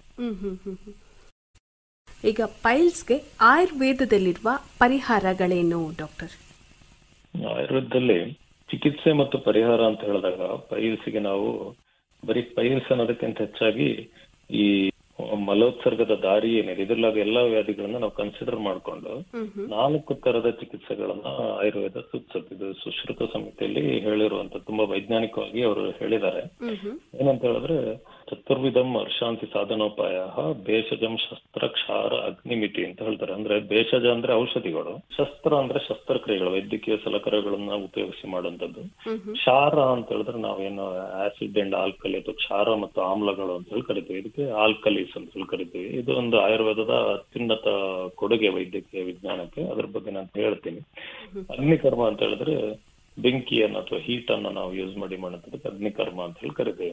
ಸೊ ಈ ಆಯುರ್ವೇದ ಅಂದ್ಕೊಳ್ಳಿ ಹೆಚ್ಚಿನವ್ರು ಅಂದ್ಕೊಳ್ಳೋದು ಮನೆ ಮದ್ದು, ನಾಟಿ ಮದ್ದು ಇವಕ್ಕೆ ಆಯುರ್ವೇದ ಸೀಮಿತ ಇದೆ ಅಂತ ಹೇಳಿ ಅನ್ಕೋತಾರೆ. ಆದ್ರೆ ನಾವೆಲ್ಲ ನೆನ್ಪಿಟ್ಕೋಬೇಕಾಗಿದೆ ಏನಂದ್ರೆ ಶಸ್ತ್ರಕ್ರಿಯೆ ಅನ್ನೋದಕ್ಕೆ ಅದು ನಾವು ಫಾದರ್ ಆಫ್ ಸರ್ಜರಿ ಅಂತ ಸುಶ್ರುತ ಮಹರ್ಷಿಯನ್ನ ಕರಿತೀವಿ. ಇದು ಸುಮಾರು 4th BC ಯಲ್ಲಿ ನಾವು ಈ ಚಿಕಿತ್ಸಾ ಸೂತ್ರ ಅಂದ್ರೆ what is the principle of treatment, ನೀವು ಅದನ್ನ ಹೇಗೆ ಟ್ರೀಟ್ ಮಾಡ್ಬೇಕು ಅನ್ನೋದನ್ನ ಅವರು ವಿಸ್ತಾರವಾಗಿ ಬರೆದು ಅದರ ಸರ್ಜರಿ ವರ್ಣನೆ ಕೂಡ ಆಯುರ್ವೇದದಲ್ಲಿ ತುಂಬಾ ಚೆನ್ನಾಗಿದೆ. ಅದರ ಸಿದ್ಧಾಂತನೇ ಇವತ್ತಿಗೂ ಕೂಡ ಎಲ್ಲರೂ ಅನ್ವಯ ಮಾಡ್ಕೊಂಡು ಟ್ರೀಟ್ ಮಾಡ್ತಿರುವಂತದ್ದು. ಮನೆ ಮದ್ದು, ನಾಟಿ ಮದ್ದುಗಳು ಕೂಡ ಆಯುರ್ವೇದದ ಒಂದು ಭಾಗ ಆದ್ರೂ ಕೂಡ ಚಿಕಿತ್ಸಾ ಸಿದ್ಧಾಂತ ಈ ತರ ರೋಗದ ಸ್ಟೇಜ್ಗೆ ಅನುಗುಣವಾಗಿ ಈ 4ರಲ್ಲಿ ನೀವು ಸೆಲೆಕ್ಟ್ ಮಾಡ್ಕೋಬೇಕು ಅಂತ ಹೇಳುತ್ತೆ. ಈಗ ನಾವು ಫಸ್ಟ್ ಮಾತಾಡಿದಾಗೆ ಪೈಲ್ಸ್ ಅಲ್ಲಿ 1st degree and 2nd degree ಅಲ್ಲಿ ಅದ್ರಲ್ಲಿ ಯಾವಾಗ ಮಾಸ್ ಹೊರಗಡೆ ಬರ್ತಾ ಇಲ್ವೋ ಆವಾಗ ನೀವು ಕೆಲವು ಮದ್ದುಗಳ ಮುಖಾಂತರ ಅದನ್ನ ನೀವು ಗುಣ ಮಾಡಕ್ಕೆ ಸಾಧ್ಯ ಇದೆ. ಮೆಡಿಸಿನ್ ಕೊಡೋದ್ರಿಂದ ಬ್ಲೀಡಿಂಗ್ ನಿಲ್ಲಿಸಬಹುದು, ಸ್ವೆಲ್ಲಿಂಗ್ ಕಮ್ಮಿ ಮಾಡಬಹುದು. ಈವನ್ ಅವನ ಹ್ಯಾಬಿಟ್ಸ್ ಅನ್ನ ಅವ್ನು ಸರಿ ಮಾಡ್ಕೋಬೇಕು. ಅಂದ್ರೆ ಕಾರಣಗಳು ಅಂತ ನಾವೇನ್ ಮಾತಾಡಿದ್ವಿ ಅದನ್ನ ಅವನು ಸರಿ ಮಾಡ್ಕೋಬೇಕು. ಈಗ ಆ ರೋಗಿ ನಮ್ಮ ಹತ್ರ ಬರ್ಲಿಲ್ಲಪ್ಪ, ಕಾಯಿಲೆ ಇನ್ನು ಮುಂದಿನ ಹಂತಕ್ಕೆ ಹೋಯ್ತು ಅಂದ್ರೆ 3rd and 4th ಸ್ಟೇಜ್ಗೆ ಹೋಯ್ತು ಅಂತ ಹೇಳಿದಾಗ ನಮಗೆ ಅವನಿಗೆ ಅವಶ್ಯಕತೆ ಅನುಗುಣವಾಗಿ ಅವ್ನು ಪರೀಕ್ಷೆ ಮಾಡಿದ್ರ ಪ್ರಕಾರ ಡಾಕ್ಟರ್ ಅವ್ರ ಹತ್ರ ಇರೋ ವೈದ್ಯಕೀಯ ಸಲಕರಣೆಗಳನ್ನ ಉಪಯೋಗಿಸ್ಕೊಂಡು ಅಂದ್ರೆ ಶಸ್ತ್ರಗಳನ್ನ ಉಪಯೋಗಿಸ್ಕೊಂಡು ಬೇರೆ ಬೇರೆ ತರದಲ್ಲಿ ಅದನ್ನ ಚಿಕಿತ್ಸೆ ಮಾಡಬಹುದು. ಒಂದು ಛೇದನ ಅಂತ ಹೇಳಿದ್ರೆ ಏನು ಗಂಟು ಉತ್ಪತ್ತಿ ಆಗಿರುತ್ತೆ ಅದನ್ನ ತುಂಡು ಮಾಡಿ ತೆಗೆಯುವಂಥದ್ದು, ಅದಕ್ಕೆ ಹೆಮರಾಯ್ಡೆಕ್ಟಮಿ ಅಂತ ಹೇಳಿ ಇಂಗ್ಲಿಷ್ ಅಲ್ಲಿ ಕರಿತೀವಿ. ಇನ್ನೊಂದು ಭೇದನ ಅಂದ್ರೆ ಅದನ್ನ ನಾವು ಸೀಳುವಂಥದ್ದು ಇಲ್ಲಿ ನಾವು ಫಿಸ್ಟುಲಾ ಅಥವಾ ಬಗಂಧರ ಅಂತ ಏನ್ ಮಾತಾಡಿದ್ವಿ, ಆ ಕೀವು ಸುರಿತಾ ಇರುತ್ತೆ ಒಂದು ಹುಣ್ಣು ತರ ಆಗಿ ಅಂತ ಹೇಳಿ ಏನ್ ಮಾತಾಡಿದ್ವಿ. ಆ ಹುಣ್ಣು ಒಳಗಡೆಯಿಂದ ಮಲದ್ವಾ ಒಂದು ನಾಳಕ್ಕೆ ಗುದನಾಳಕ್ಕೆ ಕನೆಕ್ಟ್ ಆಗಿರುತ್ತೆ. ಸೊ ಆ ನಾಳವನ್ನ ಭೇದಿಸಿ ತೆಗೆಯೋದು ಅಂದ್ರೆ ಅದನ್ನ ನಾವು ಕಟ್ ಓಪನ್ ಅಂತ ಹೇಳಿ ಕರಿತೀವಿ. ಕಟ್ ಓಪನ್ ಮಾಡೋದು ಅಥವಾ ಇಡೀ ನಾಳವನ್ನೇ ತೆಗೆದು ಬಿಡುವಂಥದ್ದು, ಅಲ್ಲಿಂದ ಎಕ್ಸಿಷನ್ ಅಂತ ಹೇಳಿ ಕರಿತೀವಿ. ಇದನ್ನ ಮಾಡುವಂಥದ್ದು. ಇನ್ನೊಂದು ವೆರಿ ಇಂಟ್ರೆಸ್ಟಿಂಗ್ ಥಿಂಗ್ ಏನು ಅಂತ ಹೇಳಿದ್ರೆ ನಮ್ಮ ಜಿಗಣೆಗಳು ಅಥವಾ ಜಲೌಕ ಅಂತ ಏನು ಆಯುರ್ವೇದದಲ್ಲಿ ಕರೀತಾರೆ, ಇದನ್ನ ಥ್ರಾಂಬೋಸ್ಡ್ ಪೈಲ್ ಅಂತ ಹೇಳಾಗುತ್ತೆ. ಆಗ ನಾವು ಜನ ತುಂಬಾ ಉಷ್ಣ ತಿಂದಾಗ ಸಡನ್ ಆಗಿ ಸಾಸಿವೆ ಕಾಳಿಂದ ಖರ್ಜೂರದವರೆಗೆ ಬರ್ಬೋದು, ಒಂದು ಸಡನ್ ಆಗಿ ಒಂದು ಮಾಸ್ ಬರುತ್ತೆ ಅಂತ ಏನ್ ಮಾತಾಡಿದ್ವಿ. ಅದ್ರ ಮೇಲೆ ನಾವು ಈ ಜಿಗಣೆಗಳನ್ನ ಕಚ್ಚಿಸುವಂಥದ್ದು. ಜಿಗಣೆಯ ಜೊಲ್ಲಲ್ಲಿ ಸಲೈವದಲ್ಲಿ ರಕ್ತ ಹೆಪ್ಪುಗಟ್ಟದಂಗಿರುವಂತಹ ಒಂದು ಕೆಮಿಕಲ್ಗಳು ಎನ್ಸೈಮ್ಗಳೇನಿದಾವೆ ಇದು ಥ್ರಾಂಬೋಸಿಡ್ ಪೈಲ್ ಮಾಸ್ ಅಂತ ಕರಿತೀವಿ. ಅಂದ್ರೆ ಗಂಟಿನ ಒಳಗಡೆ ರಕ್ತ ಹೆಪ್ಪುಗಟ್ಟೆ ಇರುತ್ತೆ, ಅದರಿಂದಾಗಿ ಒಂದು ತೀವ್ರ ವೇದನೆ ಇರುತ್ತೆ. ಸೊ ಸಣ್ಣ ಸಣ್ಣ ಗಂಟಲ್ಲಿ ಲೀಚಸ್ ನಾವು ಬೈಟ್ ಮಾಡಿದ್ರೆ ಅವನಿಗೆ ರೋಗಿಗೆ ಅದರಿಂದ ಕೂಡ್ಲೆ ರಿಲೀಫ್ ಸಿಗತ್ತೆ ಕಾಲರ್ಧ ಗಂಟೆಲಿ. ಸೊ ಅವನು ದೊಡ್ಡ ಮಟ್ಟದ ಸರ್ಜರಿಯನ್ನ ಅವಾಯ್ಡ್ ಮಾಡ್ಬೋದು. ಇದು ನಾವು ಸ್ತ್ರೀಯರಲ್ಲಿ ಆಮೇಲೆ ಡೆಲಿಕೇಟ್ ಸುಕುಮಾರ ಅಂತೀವರ ಶಸ್ತ್ರಕ್ರಿಯೆಗೆ ಭಯ ಪಡೋರಲ್ಲಿ ನಾವು ಇದನ್ನ ಉಪಯೋಗಿಸ್ಕೋಬಹುದು. ಇದು ಕೂಡ ಆಯುರ್ವೇದದ ಒಂದು ವಿಶೇಷವಾದ ಕೊಡುಗೆ ವೈದ್ಯಕೀಯ ಜಗತ್ತಿಗೆ. ಆಮೇಲೆ ನನ್ನ ಪಾಟನ ಅಂತ ಹೇಳಿ ಕರಿತೀವಿ. ಪಾಟನ ಅಂದ್ರೆ ಸೀಳುವಂಥದ್ದು. ಈಗ ಒಂದು ಕುರ ಆಗಿದೆ ಅಂದ್ರೆ ಅದನ್ನ ನಾವು ಕಟ್ ಓಪನ್ ಮಾಡಿ ಅದರ ಒಳಗಡೆಯಿಂದ ಕೀವನ್ನ ತೆಗೆಯುವಂಥದ್ದು. ಇದೆಲ್ಲ ಶಸ್ತ್ರಕ್ರಿಯೆಯ ಬೇರೆ ಬೇರೆ ರೀತಿಗಳಿದೆ. ಈಗ ನಾವು ಮಿನಿಮಲ್ ಇನ್ವೇಸಿವ್ ಸರ್ಜರೀಸ್ ಅಂತ ಹೇಳಿ ಕರಿತೀವಿ. ಅಂದ್ರೆ ಆ ರೋಗಿಯ ಶರೀರದಲ್ಲಿ ಆದಷ್ಟು ನಾವು ಕಮ್ಮಿ ಗಾಯವನ್ನ ಮಾಡುವಂಥದ್ದು ಅಥವಾ ಗಾಯವನ್ನ ಮಾಡದೆಯ ಅಥವಾ ಎಷ್ಟು ಕಮ್ಮಿ ಮಾಡಕ್ಕಾಗತ್ತೆ ಅವನಿಗೆ ತೊಂದರೆ ಆದಷ್ಟು ನಮ್ಮಿಂದ ಕಮ್ಮಿ ಆಗ್ಬೇಕು ಅನ್ನೋ ದೃಷ್ಟಿಯಲ್ಲಿ ಸರ್ಜರಿ ಎವಾಲ್ವ್ ಆಗಿದೆ. ಸೊ ಅದರಲ್ಲಿ ನಾವೀಗ ರೆಕ್ಟೋಪೆಕ್ಸಿ, ಮ್ಯೂಕೋಪೆಕ್ಸಿ ಅಂತ ಹೇಳಿ ಪೈಲ್ ಮಾಸ್ನೆಲ್ಲ ಅಲ್ಲಿಗೆ ನಾವು ರೆಕ್ಟಾನಲ್ ರಿಪೇರ್ ಅಂತ ಹೇಳಿ ಅದನ್ನ ಸ್ಟಿಚ್ ಮಾಡುವಂಥದ್ದು ಇದನ್ನೆಲ್ಲ ಮಾಡ್ತೀವಿ. ಆಮೇಲೆ ಆನಲ್ ಫಿಶರ್ ಅಥವಾ ಗುದಕರ್ತಿಕ ಅಂತ ಮಾತಾಡಿದ್ವಿ. ಅದರಲ್ಲಿ ಅವನಿಗೆ ಆ ಮಲದ್ವಾರ ಸೀಳಿ ಹೋಗಿರತ್ತೆ ಅಂತ ಮಾತಾಡಿದ್ವಿ. ಅವನಿಗೆ ತುಂಬಾ ನೋವಿರೋದ್ರಿಂದ ಮಲದ್ವಾರ ಸಂಕುಚಿತ ಆಗತ್ತೆ, ಅಂದ್ರೆ ಪರ್ಮನೆಂಟ್ ಆಗೋದು ಸಣ್ಣ ಆಗೋಗುತ್ತೆ. ಇದಕ್ಕೆ ಹೈಪರ್ಟೋನಿಕ್ ಸ್ಪಿಂಕ್ಟರ್ ಅಂತ ಹೇಳಿ ಕರಿತೀವಿ ನಾವು. ಅಂದ್ರೆ ಅಲ್ಲಿ ಮಲ ಬಂದಾಗ ಅವನಿಗೆ ಹಿಡಿದಿಟ್ಕೊಳ್ಳೋ ಸಾಮರ್ಥ್ಯ ಏನಿರುತ್ತೆ ಅಂದ್ರೆ ಅದನ್ನ ಅವನ ವಾಲಂಟರಿ ಕಂಟ್ರೋಲ್, ಅವನಿಗೆ ಅದನ್ನ ಕಂಟ್ರೋಲ್ ಮಾಡಕ್ ಒಂದು ಶಕ್ತಿ ಇರುತ್ತಲ್ಲ ಮಲ ಬಂದಾಗ. ಸೊ ಅದು ಮುಷ್ಟಿ ಬಿಗಿದಾಗ ಹೇಗಾಗುತ್ತೋ ಹಂಗೆ ಆ ಮಲದ್ವಾರ ಬಿಗಿದು ಗಟ್ಟಿಯಾಗಿರುತ್ತೆ. ಮಲ ಸಾಫ್ಟೇ ಇರ್ಬೋದು, ಬಟ್ ಈ ದಾರಿ ಬೇಕಾದಷ್ಟು ಅವನಿಗೆ ಓಪನ್ ಆಗ್ತಾ ಇರಲ್ಲ. ಅದಕ್ಕೋಸ್ಕರ ಅದು ಪದೇ ಪದೇ ಗಾಯ ಆಗ್ತಾ ಇರುತ್ತೆ. ಇದು ಕೂಡ ರೋಗಿ ತುಂಬಾ ಟೈಮ್ ಅನುಭವಿಸಿರ್ತಾರೆ. ಇದು ನಮ್ಗೆ ವೈದ್ಯಕೀಯವಾಗಿ ಟ್ರೀಟ್ ಮಾಡಕ್ಕೆ ಬಹಳ ಈಸಿ, ಒಂದು 10 ನಿಮಿಷದಲ್ಲಿ ಕೆಲಸ ಮುಗಿದೋಗುತ್ತೆ. ಲ್ಯಾಟ್ರಲ್ ಸ್ಪಿಂಕ್ಟ್ರಾಟಮಿ ಅಂತೇಳಿ ಮಾಡ್ತಾರೆ, ಅದಕ್ಕೆ ಭೇದನ ಅಂತೇಳಿ ಕರೀತಾರೆ ಆಯುರ್ವೇದದಲ್ಲಿ. ಇದು ಕೂಡ ಎಲ್ಲ ಆಯುರ್ವೇದದಲ್ಲಿ ಬೇಕಾದಂಗೆ ಎಕ್ಸ್ಪ್ಲನೇಷನ್ ಇದೆ. ಸೊ ಇದೆಲ್ಲ ಶಸ್ತ್ರಕ್ರಿಯೆಗಳು ಅಂತೇಳಿ ಕರಿತೀವಿ. ಇನ್ನೊಂದು ಕ್ಷಾರಕರ್ಮದಲ್ಲಿ ಆಗ ಹೇಳ್ದಂಗೆ ಇದಕ್ಕೆ ನಾವು ಕ್ಷಾರ ಅಂತ ಹೇಳಿದ್ರೆ, ಈಗ ನಮಗೆ ಆಸಿಡ್ ಹೇಗೆ ಬರ್ನ್ ಮಾಡುತ್ತೋ ಹಂಗೆ ಇದರದ್ದು pH ವ್ಯಾಲ್ಯೂ ಜಾಸ್ತಿ ಇರುತ್ತೆ, 9 to 11 ಇರುತ್ತೆ. ನೀರಿನ pH 7.5 ಇರುತ್ತೆ. ಇದನ್ನ ನಾವ್ ಎಲ್ಲಿಗೆ ಮ್ಯೂಕಸ್ ಮೇಲೆ ಹಾಕ್ತಿವಿ ಅಂದ್ರೆ ಚರ್ಮದ ಮೇಲೆ ಹಾಕಿದ್ರೆ ಇದು ಏನನ್ನೂ ಸುಟ್ಟಾಕಲ್ಲ. ಮ್ಯೂಕಸ್ ಅಂದ್ರೆ ಈಗ ನಮ್ಮ ಬಾಯಿದು ಒಳಭಾಗ ಹೇಗೆ ಚರ್ಮ ಬೇರೆ ಇದೆಯೋ, ಮೆತ್ತಗೆ ಏನಿದೆಯೋ ಅದಕ್ಕೆ ನಾವು ಮ್ಯೂಕಸ್ ಮೆಂಬ್ರೇನ್ ಅಂತ ಕರಿತೀವಿ ಆಡು ಭಾಷೆಯಲ್ಲಿ. ಆ ತರ ಈ ಪೈಲ್ಸ್ ಮಾಸ್ ಏನಿರುತ್ತೆ ಇದು ಮ್ಯೂಕಸ್ ಮೆಂಬ್ರೇನ್ ಇಂದ ಕವರ್ ಆಗಿರುತ್ತೆ. ಅದ್ರ ಮೇಲೆ ಇದನ್ನ ಹಚ್ಚಿದಾಗ ಇದು ಆ ಪ್ರದೇಶವನ್ನ ಸ್ಲಫಿಂಗ್ ಅಂತ ಕರೀತಾರೆ. ಸ್ಲಫಿಂಗ್ ಅಂದ್ರೆ ಅದನ್ನ ಒಂದು ಸುಟ್ಟ ಮಾದರಿಯಲ್ಲಿ ಅದನ್ನ ಕಪ್ಪು ಬಣ್ಣಕ್ಕೆ ಅದು ತಿರುಗಿಸುತ್ತೆ. ಸೊ ಇದು ಕೂಡ ಆಯುರ್ವೇದದ ಬಹಳ ಒಂದು ವಿಶೇಷ ಚಿಕಿತ್ಸೆ. ಇದನ್ನ ನಾವು ತುಂಬಾ ಡೆಲಿಕೇಟ್ ಪರ್ಸನ್ಸ್ ಏನಿದ್ದಾರೆ, ಮಹಿಳೆಯರು ಅಥವಾ ಸ್ವಲ್ಪ ಏಜ್ಡ್ ಇದ್ದು ಭಯ ಪಡೋರು, ಇಂಥವ್ರ ಮೇಲೆಲ್ಲ ಇದನ್ನ ತುಂಬಾ ಈಸಿಯಾಗಿ ಮಾಡುವಂಥದ್ದು. ಇದು ಮಿನಿಮಲ್ ಇನ್ವೇಸಿವ್ ಅಂದ್ರೆ ರೋಗಿಗೆ ಏನೋ ಕಷ್ಟ ಕೊಡದೆಯ ಪರಿಹಾರವನ್ನ ಕೊಡುವಂಥದ್ದು. ಇದರಲ್ಲಿ ಮಿನಿಮಮ್ ಬ್ಲಡ್ ಫ್ಲೋ ಅಂದ್ರೆ ರಕ್ತಸ್ರಾವ ಅತ್ಯಂತ ಕಮ್ಮಿ ಇರುತ್ತೆ, ಕಮ್ಮಿ ನೋವಿರುತ್ತೆ, ಮತ್ತೆ ಬೇಗ ಗುಣ ಆಗತ್ತೆ. ಮತ್ತೆ ಆ ಪ್ರದೇಶದಲ್ಲಿ ಅದು ಕಾಯಿಲೆ ಪುನಃ ಉತ್ಪತ್ತಿ ಆಗಕ್ಕೆ ಬಿಡಲ್ಲ. ಯಾಕಂದ್ರೆ ಆ ಮದ್ದು ಹಚ್ಚಿದ ಜಾಗದಲ್ಲಿ ಚರ್ಮ ಗಟ್ಟಿ ಆಗತ್ತೆ, ಅಂದ್ರೆ ಫೈಬ್ರೋಸಿಸ್ ಅಂತ ಹೇಳಿ ಕರಿತೀವಿ. ಈಗ ನಮಗೆ ಬೇರೆ ಶರೀರದಲ್ಲಿ ಡೀಪ್ ಆಗಿ ಗಾಯ ಆದಾಗ ಆ ಚರ್ಮ ಪುನಃ ಸ್ಟ್ರೆಚ್ ಆಗಲ್ಲ, ಅದು ಹೀಲ್ ಆದ್ಮೇಲೆ ಅಲ್ಲಿ ಕಲೆ ಹೇಗೆ ಉಳಿಯತ್ತೋ ಹಂಗೆ ಕ್ಷಾರವನ್ನ ಹಚ್ಚಿದ ಜಾಗ ಗಟ್ಟಿ ಆಗತ್ತೆ. ಹಂಗಾಗಿ ಅಲ್ಲಿ ಪುನಃ ಪೈಲ್ಸ್ ಉತ್ಪತ್ತಿ ಆಗೋ ಸಾಧ್ಯತೆ ಇರಲ್ಲ. ಇನ್ನೊಂದು ಕ್ಷಾರ ಸೂತ್ರ ಅಂತ ಮಾಡ್ತಾರೆ. ಇದೇ ಮದ್ದನ್ನ ಒಂದು ಥ್ರೆಡ್ ಗೆ ಅಪ್ಲೈ ಮಾಡಿ ದೊಡ್ಡ ಪೈಲ್ಸ್ ಗಂಟುಗಳಿದ್ದಾಗ ಅದನ್ನ ಅದರಲ್ಲಿ ಬಂಧಿಸ್ತಾರೆ. ಇದು ಕೂಡ ದೊಡ್ಡ ಗಾಯವನ್ನ ಮಾಡದೆಯ ಪೈಲ್ ಮಾಸ್ ಅನ್ನ ತೆಗಿಯಕ್ಕೆ ಇರುವಂತ ಒಂದು ಟೆಕ್ನಿಕ್ ಇರುತ್ತೆ. ತುಂಬಾ ಪಾಪ್ಯುಲರ್ ಇರುವಂತದ್ದು ಈ ಕ್ಷಾರ ಸೂತ್ರವನ್ನ ಫಿಸ್ಟುಲಾದಲ್ಲಿ, ಬಗಂಧರ ರೋಗದಲ್ಲಿ ಆಯುರ್ವೇದ ತಜ್ಞರು ತುಂಬಾ ವರ್ಷ ಜನರೇಷನ್ಸ್ ಇಂದ ಯೂಸ್ ಮಾಡ್ತಾ ಬಂದಿದ್ದಾರೆ. ಇದು ತುಂಬಾನೇ ಪಾಪ್ಯುಲರ್ ಟ್ರೀಟ್ಮೆಂಟ್ ಇದೆ. ತುಂಬಾ ಜನ ಹೊರ ದೇಶದಿಂದ ಈ ಚಿಕಿತ್ಸೆಗೋಸ್ಕರ ಭಾರತಕ್ಕೆ ಬರ್ತಾರೆ.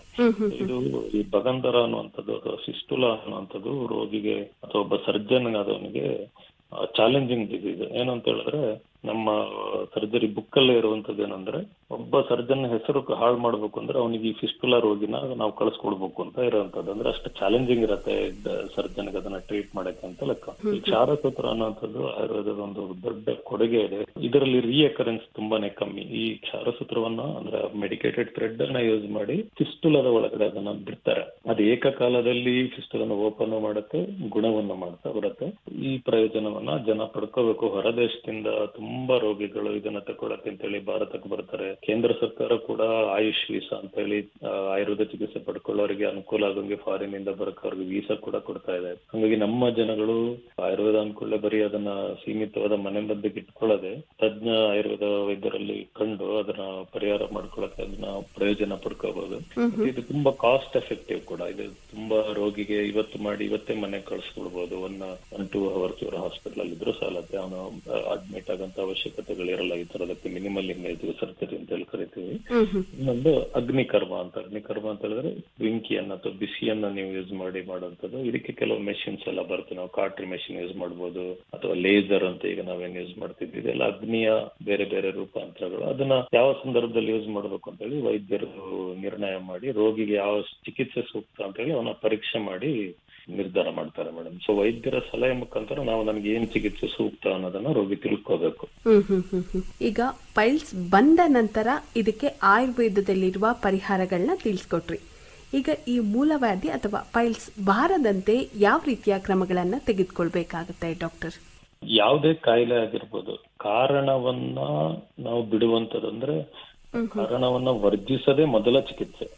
ಅವ್ನ ಕಾರಣವನ್ನ ಕಂಟಿನ್ಯೂ ಮಾಡ್ಕೊಂಡು ನನಗೆ ಗುಣ ಆಗ್ಬೇಕು ಅಂತ ಹೇಳಿದ್ರೆ ಯಾವ ಕಾಯಿಲೆನೂ ಗುಣ ಆಗ ಸಾಧ್ಯ ಇಲ್ಲ. ನಾನು ತಣ್ಣೀರ್ ಕುಡ್ಕೊಂಡು ನನ್ ಕೆಮ್ಮು ಹೋಗ್ಬೇಕು ಅಂದ್ರೆ ಹೋಗಲ್ಲ. ನಾನು ಬಜ್ಜಿ ತಿನ್ಕೊಂಡು ನಂಗೆ ಗ್ಯಾಸ್ಟ್ರೈಟಿಸ್ ಹೋಗ್ಬೇಕು ಅಂದ್ರೆ ಹೋಗಲ್ಲ.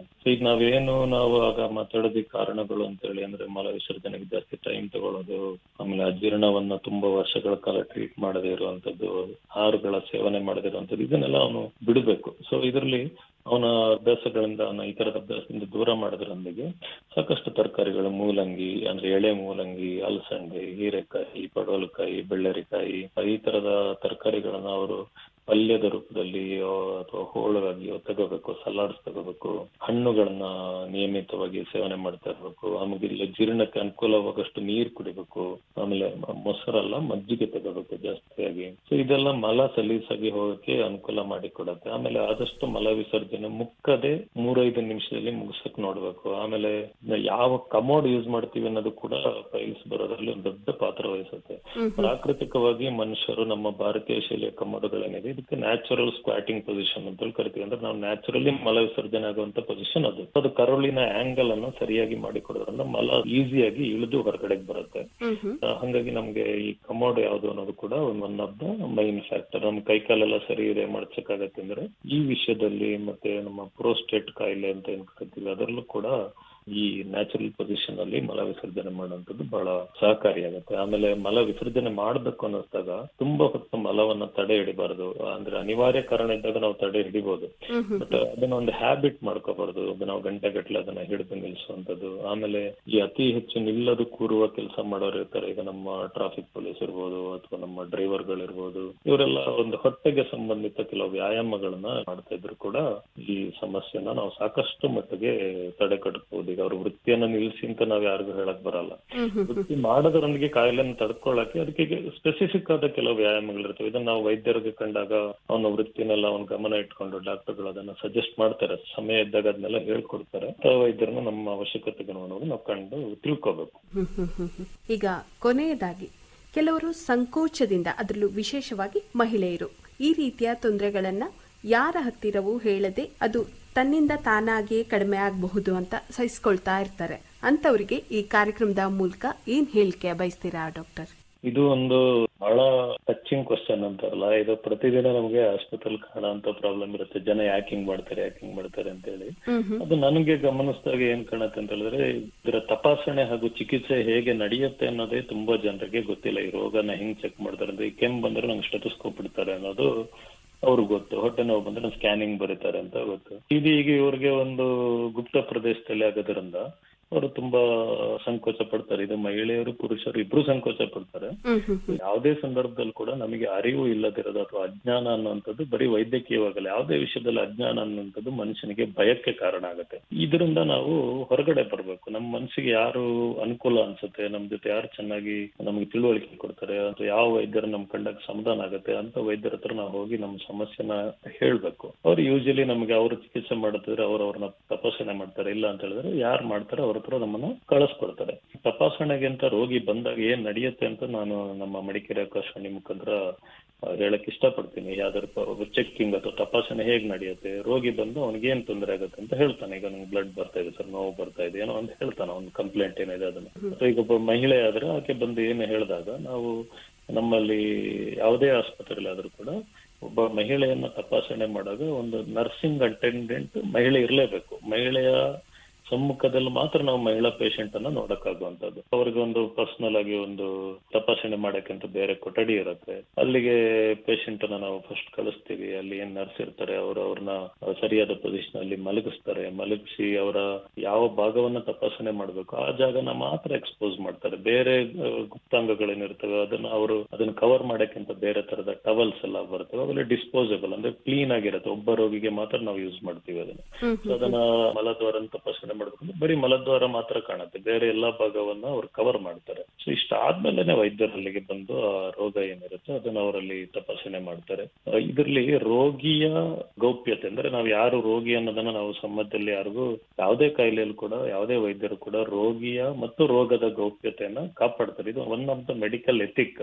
ಅಂದ್ರೆ ಈಗ ಪ್ರತಿ ವೃತ್ತಿಯಲ್ಲೂ ಕೂಡ ವೃತ್ತಿ ಧರ್ಮ ಅಂತ ಹೇಳಿ ಇರುತ್ತೆ. ಇದು ಕಾನೂನಿಗೂ ಹೌದು ಧರ್ಮನೂ ಹೌದು. ನಾವು ಯಾವ ರೋಗಿಗೆ ಏನು ರೋಗ ಇದೆ ಅಂತ ನಾವು ಇನ್ನೊಬ್ಬರ ಹತ್ರ ಮಾತಾಡ್ಕೊಂಡು ಹೋಗೋದಿಲ್ಲ. ಇದು ಫಸ್ಟ್ ವಿಷಯ ರೋಗಿ ತಿಳ್ಕೋಬೇಕು. ಮತ್ತೆ ಅವರ ಭಾಗಗಳ ಗುಪ್ತತೆಯನ್ನು ಕೂಡ ನಾವು ಕಾಪಾಡ್ಕೊಂಡೆ ಅದರ ತಪಾಸಣೆ ಮಾಡ್ತೀವಿ. ಮತ್ತೆ ಈಗ ಇನ್ನೊಂದು ನಾವು ಅಡ್ವಾನ್ಸ್ಡ್ ಆಗಿ ಏನ್ ಮಾಡ್ತಾ ಇದೀವಿ ಅಂತ ಹೇಳಿದ್ರೆ, ರೋಗ ಏನಾಗಿದೆ ಅಂತ ರೋಗಿಗೆ ಕಾಣದಿರೋ ಪ್ರದೇಶ ಆಗಿರೋದ್ರಿಂದ ಈಗೆಲ್ಲ ಕ್ಯಾಮರಾ ಬಂದಿದೆ, ಎಂಡೋಸ್ಕೋಪ್ ಕ್ಯಾಮರಾ, ನಾವು ವಿಡಿಯೋ ತಪಾಸಣೆಯನ್ನ ಮಾಡ್ತೀವಿ. ಅಂದ್ರೆ ಅವನ್ಗೆ ಏನಾಗಿದೆ ಗುದನಾಳದ ಒಳಗಡೆ ಅಂತ ಹೇಳೋದನ್ನ ನಾವು ಕ್ಯಾಮರಾ ಮುಖಾಂತರ ರೆಕಾರ್ಡ್ ಮಾಡಿ ಅವ್ರ ಮೊಬೈಲ್ಗೆ ಕೊಟ್ಟು ಅವನಿಗೆ ಅದನ್ನ ನೋಡಕ್ಕೆ ಒಂದು ಅವಕಾಶನೂ ಇರುತ್ತೆ. ಈಗ ತುಂಬಾ ಸಲ ಮುಂಚೆ ಏನಾಗ್ತಿತ್ತು ಅಂದ್ರೆ ಡಾಕ್ಟರ್ ಹೇಳಿರೋದು ನಿಜವಾಗ್ಲೂ ಇದೆಯೋ ಇಲ್ವೋ, ಡಾಕ್ಟರ್ ಹೇಳಿದ್ದಾರೆ ಹಂಗೆ ಇದೆಯೋ ಇಲ್ವೋ ಅಂತ ಅವ್ರಿಗೆ ಒಂದು ಸಣ್ಣ ಮಟ್ಟಿಗೆ ಯಾವುದೇ ವಿಷಯದಲ್ಲೂ ಒಂದು ಡ್ಯುಯಾಲಿಟಿ ಅಂದ್ರೆ ದ್ವಂದ್ವ ಇದ್ದೇ ಇರತ್ತೆ. ಅದನ್ನು ಕೂಡ ನಮ್ಗೆ ನಿವಾರಣೆ ಮಾಡಕ್ಕೆ ಅವಕಾಶ ಇದೆ. ಮತ್ತೆ ಈ ತರದ ಚಿಕಿತ್ಸೆ ಮಾಡುವಂತ ವೈದ್ಯರು ಹೆಚ್ಚಾಗಿ ಒಳ್ಳೆ ಸೇವಾ ಮನೋಭಾವ ಇರೋರೇ ಮಾತ್ರ ಈ ರೋಗವನ್ನ ತಪಾಸಣೆ ಮಾಡೋದು, ಚಿಕಿತ್ಸೆ ಮಾಡೋದು ಮಾಡ್ತಾರೆ. ಯಾಕಂತ ಹೇಳಿದ್ರೆ ಬರೀ ತೋರಿಸ್ಕೊಳ್ಳೋರ್ಗೆ ಮಾತ್ರ ಮುಜುಗರ ಆಗೋದಂತಲ್ಲ, ನೋಡೋನಿಗೂ ಅದಕ್ಕಿಂತ ಜಾಸ್ತಿ ಮುಜುಗರ ಆಗೋ ಸಾಧ್ಯತೆಗಳು ಇರ್ತವೆ. ನಾವು ಇನ್ನೊಬ್ಬನ ಬಲವಂತ ಮಾಡಿ ನಾವು ಪರೀಕ್ಷೆ ಮಾಡಕ್ ಆಗಲ್ಲ. ಸಹಾಯ ಬೇಕು ಅನ್ನೋನಿಗೆ ಮಾತ್ರ ನಾವು ಸಹಾಯ ಮಾಡಕ್ ಆಗತ್ತೆ. ಹಂಗಾಗಿ ನಾವು ಯಾರಿಗೂ ಬಲವಂತ ಮಾಡಿ ನಾವು ಪರೀಕ್ಷೆ ಮಾಡಕ್ ಯಾವುದೇ ವೈದ್ಯರಿಗೂ ಕೂಡ ಸಾಧ್ಯ ಆಗಲ್ಲ. ನನ್ನ ಮನಸ್ಸಿಗೆ ಕಾಣಂತದೇನಂದ್ರೆ ಆಯುರ್ವೇದದಲ್ಲಿ ಇದ್ರ ಬಗ್ಗೆ ಹೆಂಗ್ ಹೇಳ್ತಾನೆ ಅಂತ ಹೇಳಿದ್ರೆ ಚರಕ ಮಹರ್ಷಿ ಹೇಳ್ತಾರೆ, ಆತುರಃ ಸರ್ವೇ ಸ್ವಾಸುತಾರಿವಾರುಪಾಚರೇತ್ ಅಂದ್ರೆ ಪ್ರತಿ ರೋಗಿಯನ್ನು ವೈದ್ಯನಾದವನು ತನ್ನ ಮಗು ಅಂತ ತಿಳ್ಕೊಂಡು ಟ್ರೀಟ್ಮೆಂಟ್ ಮಾಡ್ಬೇಕು. ಎಲ್ಲಾ ವಿಷಯದಲ್ಲೂ ಕೂಡ ಇದು ಒಂದು ನನಗೆ ಬಹಳ ಔಟ್ಸ್ಟ್ಯಾಂಡಿಂಗ್ ಎಥಿಕ್ ಅಂತ ಹೇಳಿ ಕಾಣುತ್ತೆ. ಆಗ ನಮ್ಗೆ ನಾವು ರೋಗಿಯನ್ನ ತಪಾಸಣೆ ಮಾಡಕ್ಕಾಗ್ಲಿ, ಚಿಕಿತ್ಸೆ ಮಾಡಕ್ಕಾಗ್ಲಿ, ಒಂದು ಬಿಲ್ಲಿಂಗ್ ಮಾಡಕ್ಕಾಗ್ಲಿ, ಯಾವುದೇ ವಿಷಯದಲ್ಲೂ ಕೂಡ ನಮ್ಗೆ ಅದು ವೃತ್ತಿ ಧರ್ಮವನ್ನ ಚೆನ್ನಾಗಿ ಪಾಲನೆ ಮಾಡ್ಕೊಂಡು ಬರುತ್ತೆ. ಈ ದೃಷ್ಟಿಕೋನ ಇದ್ದಾಗ ರೋಗಿಗೆ ಅದರಲ್ಲಿ ವೈದ್ಯರು ಏನ್ ತಿಳ್ಕೊತಾರೆ ಅಂತ ತುಂಬಾ ಜನ ಅನ್ಕೋತಾರೆ. ಈಗ ನಾನು ಡಾಕ್ಟರ್ ಹೋಗಿ ತೋರ್ಸರಿ, ಡಾಕ್ಟರ್ ನೋಡಿ ಏನ್ ಅನ್ಕೋಬಹುದು ಅಂತ. ಸೊ ಡಾಕ್ಟರ್ಗಳು ಇದಕ್ಕೆ ಟ್ರೈನಡ್ ಇರ್ತಾರೆ, ಡಾಕ್ಟರ್ಗಳು ನರ್ಸ್ಗಳೆಲ್ಲ. ಅವ್ರ ಮನಸ್ಸಲ್ಲಿ ಇವ್ನ್ ಹಿಂಗಾಗಿದೆ ಅಂತ ಅವ್ರೇನು ಯೋಚನೆ ಮಾಡೋಂಥದ್ದು ಏನಿಲ್ಲ. ಅವ್ರು ಅನ್ಕೊಳ್ತಾರೆ ಇವ್ರಿಗೆ ಕಷ್ಟ ಇದೆ, ಅದಕ್ಕೆ ನಮ್ಮ ಹತ್ರ ಬಂದಿದ್ದಾರೆ, ನಮ್ಮ ಕೈಲಾದಂಗೆ ಸಹಾಯ ಮಾಡ್ಬೇಕು ಅನ್ನೋದೇ ಡಾಕ್ಟರ್ ಇದಿರತ್ತೆ. ಹಂಗಾಗಿ ಒಂದು ಸಮಸ್ಯೆನ ನಾವು ಮುಂದೆ ತೋರ್ಸೋಣ ಅಂತ ಇಡೀ ಜೀವಾವಧಿ ಶಿಕ್ಷಣ ಇರೋದು 12 ವರ್ಷ. ಅದಕ್ಕಿಂತ ಜಾಸ್ತಿ ನಾವು ಶಕ್ತಿಹೀನತೆ, ದೌರ್ಬಲ್ಯ ಮತ್ತೆ ಜೀವನಕ್ಕೊಂದು ಉಲ್ಲಾಸ ಇಲ್ಲದೆ 25 ವರ್ಷ 30 ವರ್ಷ ಕಳೆದಂತ ಪೇಷಂಟ್ಗಳು ಕೂಡ ಇದ್ದಾರೆ. ಬಹುಶಃ ನನಗನ್ಸೋದು ನಮ್ಮ ಜೀವನದಲ್ಲಿ ನಾವು ನಮಗೆ ಮತ್ತೆ ಅಂದ್ರೆ ಸೆಲ್ಫಿಗೆ ಮತ್ತೆ ನಮ್ಮ ಮನೆಯವ್ರಿಗೆ ಕೊಡೋ ದೊಡ್ಡ ಗಿಫ್ಟ್ ಅಂತ ಹೇಳಿದ್ರೆ ನಾವು ಆರೋಗ್ಯವಾಗಿರುವಂತದ್ದು.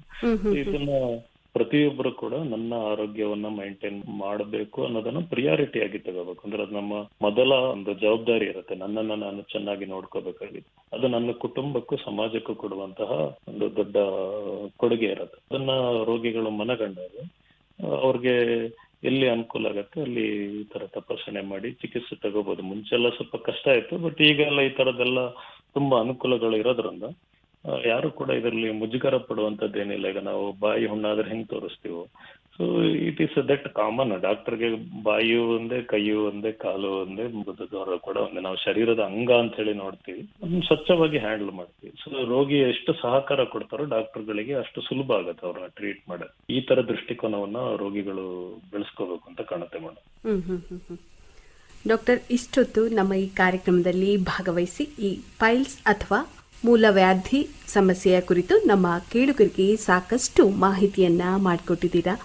ಧನ್ಯವಾದಗಳು ಡಾಕ್ಟರ್. ನಮಸ್ತೆ. ನಿಮ್ಗೂ ಕೂಡ ಧನ್ಯವಾದಗಳು ಮೇಡಮ್. ಹಾಗೂ ಮಡಿಕೇರಿ ಆಕಾಶವಾಣಿ ಕೂಡ ವಿಶೇಷ ಅಭಿನಂದನೆಗಳು. ಈ ಕಾರ್ಯಕ್ರಮನ ತಾವು ಸಾರ್ವಜನಿಕರ ಅನುಕೂಲಕ್ಕೋಸ್ಕರ ಉಪಚಾರ ಮಾಡ್ತಾ ಇದ್ದೀರಿ. ಮಡಿಕೇರಿ ಆಕಾಶವಾಣಿಗೂ ಮತ್ತು ತಮಗೂ ಕೂಡ ಇನ್ನೊಮ್ಮೆ ಧನ್ಯವಾದಗಳು. ಇದುವರೆಗೆ ಆರೋಗ್ಯ ಅರಿವು ಕಾರ್ಯಕ್ರಮದಲ್ಲಿ ಮೂಲವ್ಯಾಧಿ ಅಥವಾ ಪೈಲ್ಸ್ ಸಮಸ್ಯೆ ಹಾಗೂ ಇದಕ್ಕಿರುವ ಪರಿಹಾರ ಈ ಕುರಿತು ಕುಶಾಲನಗರದ ಆಯುರ್ವೇದ ವೈದ್ಯರು ಹಾಗೂ ಶಸ್ತ್ರಚಿಕಿತ್ಸಕರಾದ ಡಾಕ್ಟರ್ ಶ್ಯಾಮ್ ಪ್ರಸಾದ್ PS ಅವರೊಂದಿಗಿನ ಸಂದರ್ಶನ ಕೇಳಿದಿರಿ. ಸಂದರ್ಶಕರು ವಿನಿತಾ ಮಾದಪ್ಪ. ಈ ಕಾರ್ಯಕ್ರಮ ಆಕಾಶವಾಣಿ ಮಡಿಕೇರಿ ಕೇಂದ್ರದಿಂದ ಮೂಡಿಬಂತು.